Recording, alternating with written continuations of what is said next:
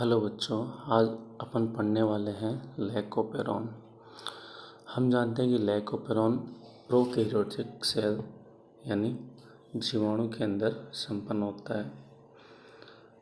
हम जीवाणु के अंदर देखें तो ये जो ओपेरॉन है, ओपेरॉन क्या है? एक जीन्स का ग्रुप है जो लैक्टोज जो शुगर है उसको ग्लूकोज और गैलेक्टोज में कन्वर्ट करने का काम करता है। जैसे जीन्स की अपन ग्रुप की बात करें तो फर्स्ट जो ग्रुप होता है वो प्रमोटर, सेकंड होता है रेगुलेटर, थर्ड होता है ऑपरेटर और जो फोर्थ जीन होता है वो स्ट्रक्चरल जीन होता है। जैसे कि अपन ने सीक्वेंस में जचा रखा है प्रमोटर, इनहिबिटर मतलब रेगुलेटर, प्रमोटर, ऑपरेटर और स्ट्रक्चर जीन। इसको आप ऐसे भी याद कर सकते हो जैसे पीपा स्ट्रक्चर हो गई। यदि अपन इनके फंक्शन की अपन बात करें तो प्रमोटर जो है, आप जानते हो कि प्रमोटर से आरएनए पॉलीमरेज एंजाइम आकर ऐड होता है, तभी स्ट्रक्चरल जीन अपना फंक्शन कर पाता है।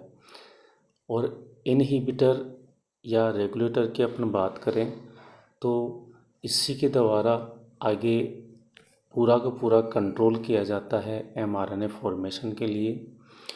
ऑपरेटर इसको स्विच ऑन और स्विच ऑफ करने का काम करता है।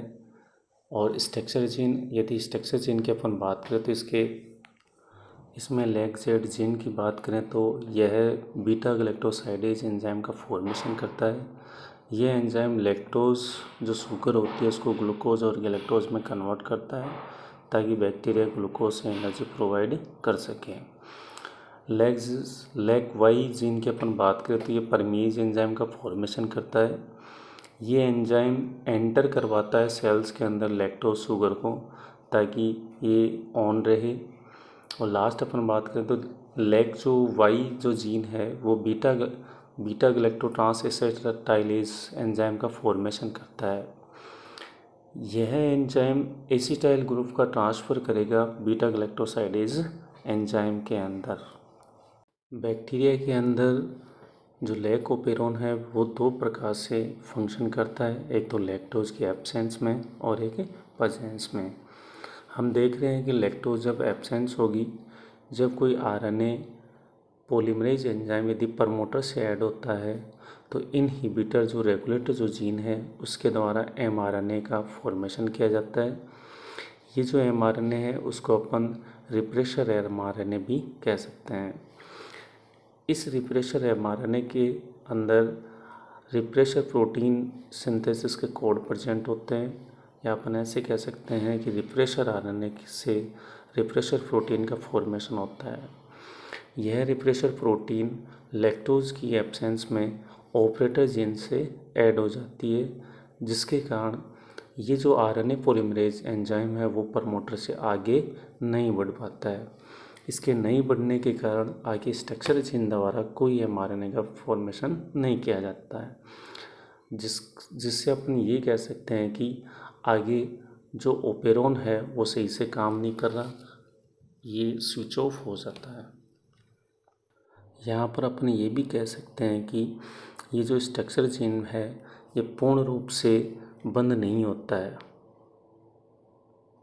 इसमें कुछ ना कुछ मात्रा में लैक जो वाई है वो परमेज एंजाइम का फॉर्मेशन करता है, जिससे लैक्टोज को एंट्री मिलती है सेल्स के अंदर। यदि अपन बाहर से लैक्टोज शुगर प्रेजेंट करवाएं तो यहाँ पर लैक्टोज शुगर एलोलैक्टोज में या इंड्यूसर में कन्वर्ट हो जाती है। ये इंड्यूसर रिप्रेशर प्रोटीन से बाइंड होता है, जिसके कारण रिप्रेशर प्रोटीन ऑपरेटर से बाइंड नहीं हो पाती है। आरएनए पॉलीमरेज एंजाइम आगे स्ट्रक्चर जीन की तरफ मूव करता है तथा स्ट्रक्चर जीन अपना फंक्शन कंप्लीट कर देता है, जिससे ये लैक ओपेरॉन या ओपेरॉन क्या हो जाता है, ऑन हो जाता है। इस प्रकार बैक्टीरियाओं के अंदर या प्रोकैरियोट सेल्स के अंदर लैक्टोज शुगर को कन्वर्ट किया जाता है ग्लूकोज और गैलेक्टोज में, फिर ग्लूकोज से एनर्जी प्रोवाइड करवाई जाती है। थैंक यू, धन्यवाद।